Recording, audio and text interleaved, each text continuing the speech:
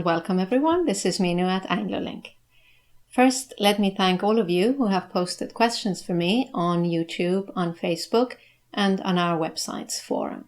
Today I'm going to share the answers to some of the questions that our members have posted on our Anglo-Link forum, as I think they're quite useful for all of you. I'm going to start with one general question and then move on to some specific language points. Looking at the first question then, it comes from Senvin, and he or she asks, how can I increase my vocabulary? Now, Senvin himself suggests reading newspapers, reading magazines, and listening to others. And another member, Shanu, suggests looking words up randomly in a dictionary and then practicing them.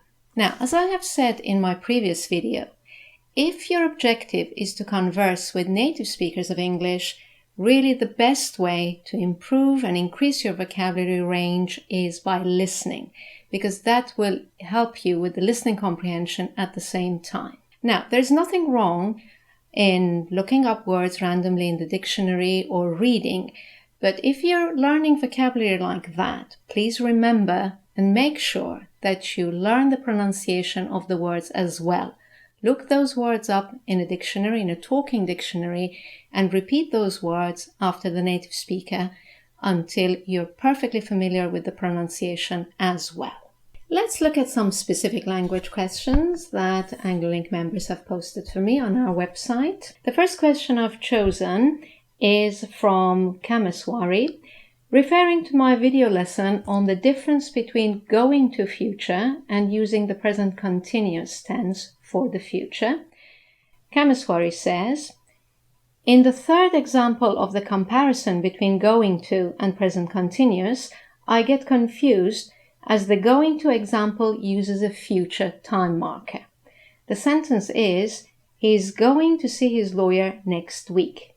And Kameswari's question is, why can't we use he's seeing his lawyer next week?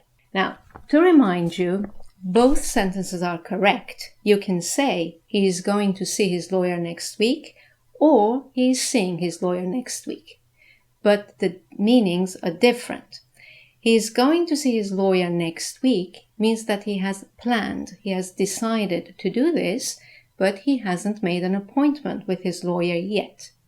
Whereas he's seeing his lawyer next week means that he has already made an appointment.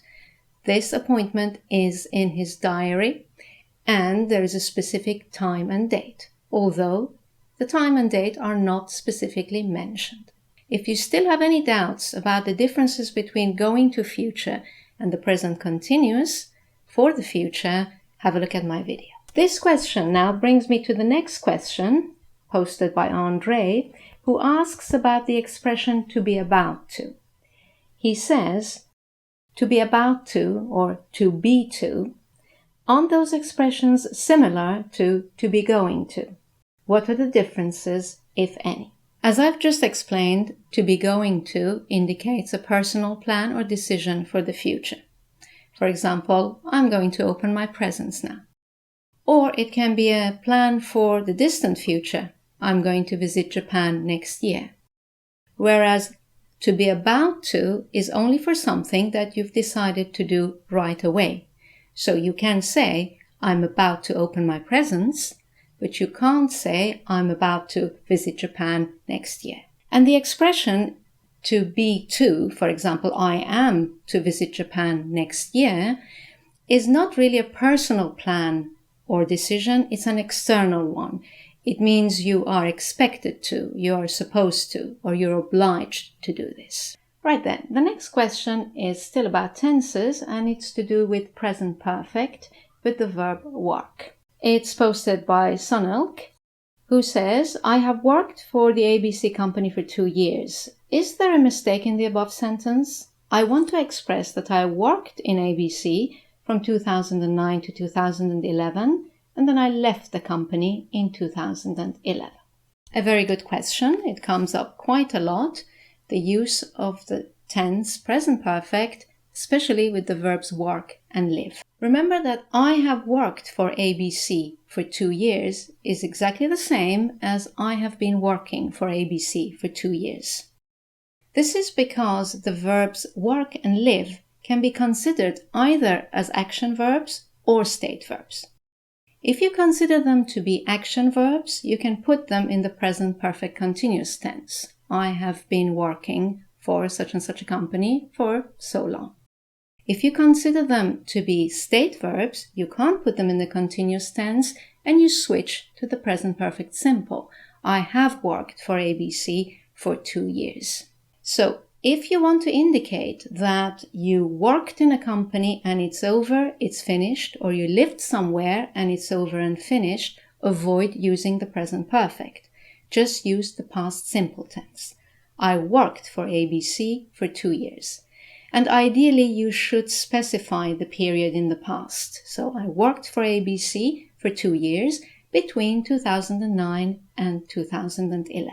If you have any doubts about the use of state verbs, especially with the present perfect tense, you may want to watch my video on state verbs. That's where I clarify these points for you.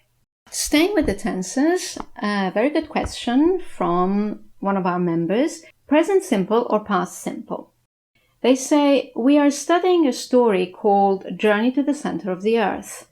The teller said that the story happened or started in 1863. And there's a question in the story saying, in what year does Journey to the Center of the Earth take place? My question is does here right or wrong, and why? A very good question, which also comes up quite often. This has to do with the use of the present simple tense to tell jokes and stories. It's very common to use the present simple tense instead of the past simple tense in order to make the story more immediate and more engaging. A lot of writers and people who tell jokes use the present simple tense instead of the past simple tense. So don't be surprised if you come across this. Right, moving on. The next question I've chosen is from our member Opemi. He says, in the present simple versus present continuous video tutorial, you said our company produces glass. Is it not our company produce glass, and why? Words like company, police, government, team, etc. that refer to a group of people can take both the singular and the plural verb. It depends on the verb. If the verb refers to the group as a whole, then we use the singular verb. And if the verb refers to each member of the group doing the same thing, we use the plural verb. For example, we would say the company produces the product, because it's the company as a whole, but the police are searching for more evidence, because every member in the police group is doing the same thing. In the UK, we often use the plural form, but finally it's really the decision of the speaker which form is the most suitable. And that brings me to our last question, which is a fun question. Our member Shanu says, what does OK stand for?